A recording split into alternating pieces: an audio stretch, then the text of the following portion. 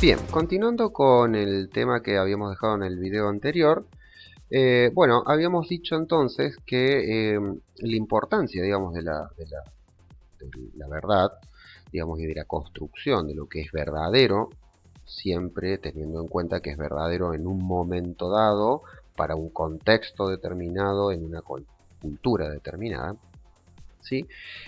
No solamente era nuestra capacidad de percepción, sino la capacidad que nosotros teníamos para desarrollar conceptos, conclusiones, concluyentes que fueran, que puedan verificarse, digamos, en esta observación, ¿sí?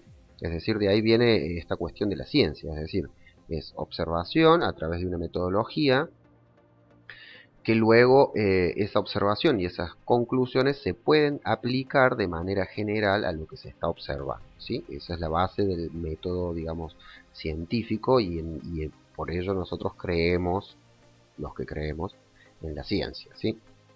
Esta cuestión de poder explicar estos argumentos y poder, digamos, interpretar la realidad en diferentes contextos con esta misma estructura argumentativa y con estas herramientas de percepción, ¿sí?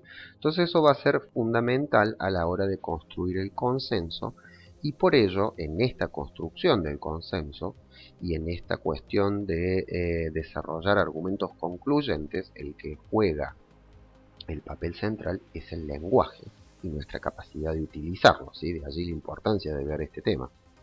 Entonces fíjense cómo hemos trasladado este planteamiento inicial metafísico de que la verdad es un ente que existe independientemente de las cosas, de que es, digamos, esta esencia, este ser, más allá de las cosas, lo hemos transformado, en realidad hemos pasado a decir que la verdad va a ser una construcción lingüística y que por tanto va a depender de cómo nosotros nos movemos, ¿sí? En este lenguaje, ¿sí?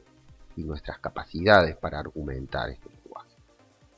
Bien, vamos a ver acá un ejemplo histórico que a mí me gusta mucho, porque explica muy bien, digamos, esto que plantea la homomesura, ¿sí? Por ejemplo, nosotros tenemos que hoy hay un acuerdo que establece que nosotros, digamos, que la Tierra gira alrededor del Sol. eh, y bueno, este es un acuerdo que nosotros, digamos, lo damos por sentado, por tácito, por válido. Pero si nosotros vemos cómo evolucionó este acuerdo, vamos a ver que, por ejemplo, esta teoría, digamos, del heliocentrismo, ¿sí? Eh, tiene sus orígenes 300 años antes de Cristo con Aristarco de Samos, que fue el primero, digamos, que la primera persona, por lo menos en los registros, que planteaba que la Tierra giraba alrededor del Sol, ¿sí? ¿Qué le pasó a Aristarco de Samos? En realidad él introduce esta concepción, que era por supuesto antagónica a lo que se pensaba en la Grecia antigua, y su problema no fue que la Tierra no girase efectivamente alrededor del Sol, sino que él no pudo demostrarlo, o sea, no pudo construir una argumentación lógica, ¿sí? Capaz de generar convencimiento. Entonces, bueno, nos dice la historia, por ejemplo, que le plantearon eh, algunos ejemplos muy simples, como por ejemplo, si los pájaros vuelan y se despegan de la Tierra, ¿por qué cuando vuelven a sus nidos siempre su nido está en el mismo lugar y no se ha movido? Porque si la Tierra es la que gira, cuando, digamos, nosotros nos despegamos de la Tierra, se debería mover la Tierra sin nosotros, ¿sí? Entonces él no pudo explicar, por ejemplo, por qué si un ave salía de un árbol y volvía al mismo árbol, ese árbol no se había movido y el ave no se perdía. Pero fue el primero, digamos, en plantear esto, conjuntamente con otras observaciones que realizó sobre las errantes y otros seres, digamos, cuerpos celestes, no seres, perdón. Entonces él investigó el tema de las errantes, que era este movimiento que tenían las estrellas, distinto, entonces un poco ahí es que él ve que no le cerraba esto que la Tierra fuera fija, ¿no? Pero bueno, más allá de que esto hoy lo tomamos como cierto, eh, en esa época era igual de cierto, ¿sí? No es que la Tierra empezó a girar después de Aristarco, sino que ya giraba. El tema es que no se lo pudo demostrar, o sea, él no pudo no pudo elaborar una teoría convincente para que la gente piense esto que era real. Luego, quien retoma esta concepción de Aristarco es Hipatía, digamos que era la astrónoma en jefe, o digamos la académica en jefe de la Biblioteca de Alejandría. Y ella, bueno, retoma, ¿no?, esta investigación de Aristarco y tampoco la puede explicar, ¿no? Porque tampoco podía resolver el tema de casualmente de las errantes, de este movimiento. Entonces ahí es cuando ella empieza a investigar el tema de que quizás las órbitas no sean concéntricas, sino que sean elípticas. ¿Sí? Entonces empieza a investigar eso y se topa, perdón, con el mismo problema que le habían propuesto a Aristarco 700 años antes. Es decir, ¿por qué si la Tierra se mueve y yo tiro un objeto, el objeto no cae más allá, digamos, si la Tierra se desplazó, ¿sí?, sino que cae justo donde yo lo lanzo? Se topa con la gravedad y empieza a hacer investigaciones sobre la gravedad, sobre la, digamos, sobre la ley de gravedad, por supuesto sin saber, sin tampoco hacerlo de esta forma, digamos, metódicamente, porque la ley de la gravedad es de Newton, pero ella se topa con este fenómeno. Y por supuesto, bueno, no concluye sus investigaciones porque Hipatía, digamos, muere, es asesinada, digamos, a mano de una facción un poco fundamentalista de los cristianos, digamos, que, bueno, la consideraban una enemiga del cristianismo porque casualmente, si esto se confirmaba, todo lo que era la interpretación, digamos, literal de la Biblia, iba a tener un gran problema, ¿no?, si resulta que la Tierra no era el centro del universo. Y esto queda ahí y lo retoma Copérnico en el año 1500 después de Cristo, es decir, estamos hablando de una verdad que ya lleva 1800 años y todavía no la podemos asumir como sociedad, ¿sí? Que en realidad no es que lleve 1800 años, o sea, desde que la Tierra es Tierra gira alrededor del Sol, pero digamos, desde que el primer humano dijo que giraba alrededor del Sol, ya con Copérnico llevábamos 1800 años sin estar convencidos de que esto era así.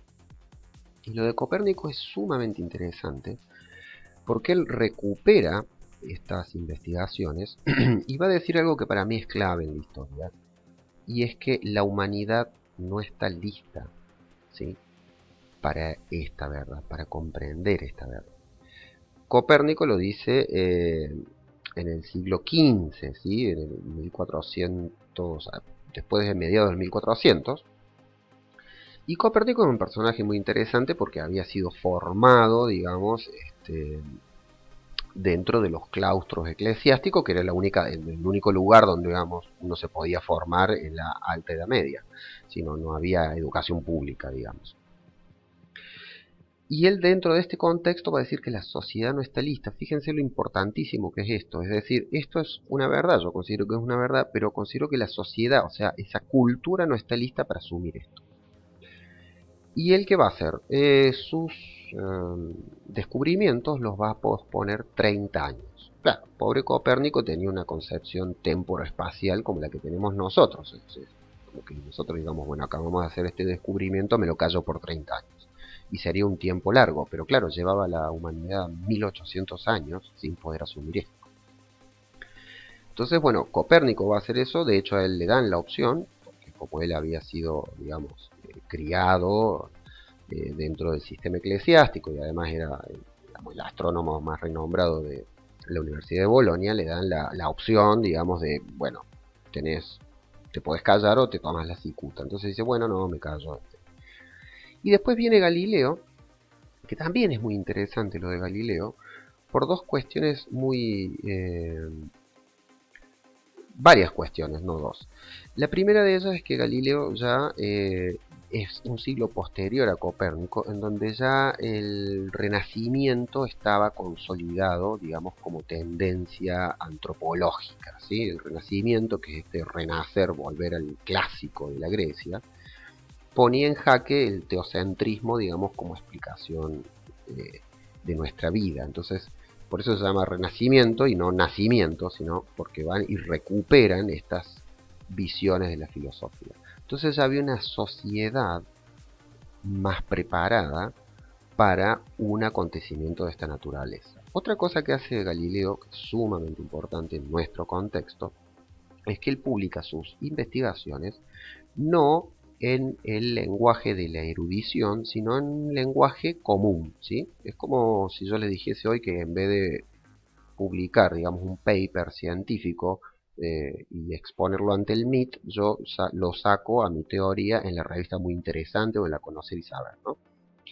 Entonces, él hace que el lenguaje, la forma en que él escribe, hace que su conocimiento llegue, digamos, a mucha más gente. Y esto también es ayudado por los métodos de impresión y difusión. Y otra cosa muy interesante que es la de Galileo es que las herramientas de observación también estaban validadas, ¿sí?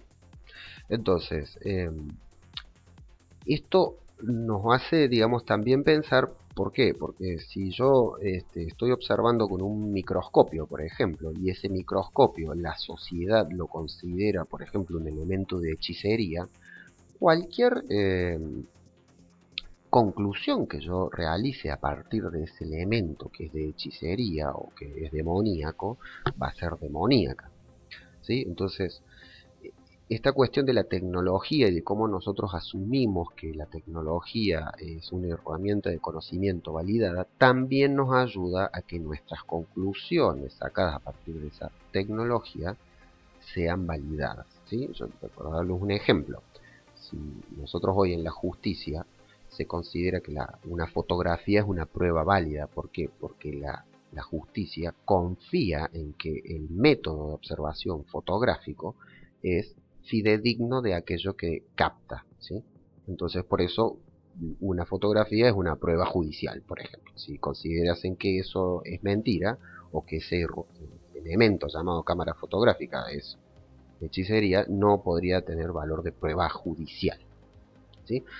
Entonces a Galileo, en resumidas cuentas, lo que va a suceder es que junta instrumentos validados ya socialmente, un lenguaje y una explicación, ¿sí?, para el general de la sociedad en un contexto histórico mucho más favorable que el que tenía Copérnico y por supuesto que el que tenía Hipatia, que le costó la vida, ¿no? Entonces, un poco ahí vemos como esta verdad, si se quiere, que es tan ancestral como el origen de la Tierra, nosotros nos tardó 1800 años, perdón, sí, 1800 años, casi 2000 años en asumir una verdad que era así. ¿Y cuáles son las claves para que nosotros asumamos esto? Están a nivel discursivo, no a nivel del fenómeno, porque el fenómeno es que la Tierra siempre giró, ¿sí? Pero ¿dónde está la clave que nosotros asumimos? En que hemos validado los métodos de observación, en la construcción, digamos, de esas conclusiones que saca Galileo, apoyado por esta tecnología de observación, que es el telescopio, que es también validada por la sociedad, y es por eso que nosotros recién con Galileo asumimos que esto es una verdad, ¿sí? Porque además también hay toda una comunidad que lo apoya a Galileo en este sentido, ¿sí? Entonces ahí vemos cómo, independientemente del fenómeno, lo que hace que ese fenómeno sea verdadero es la construcción que nosotros hacemos, la argumentación, y que esto se asuma colectivamente, ¿sí? Y después, bueno, señalo ahí en la diapositiva que en 1992 finalmente, a través de la Renum Novarum, la Iglesia asume formalmente que la Tierra gira alrededor del Sol. Pero bueno, ese es un detalle de color, digamos, porque ya la Iglesia lo había asumido antes, pero formalmente, ¿sí? Es ahí cuando lo exime a Galileo, digamos, de esta culpa de haber dicho semejante atrocidad.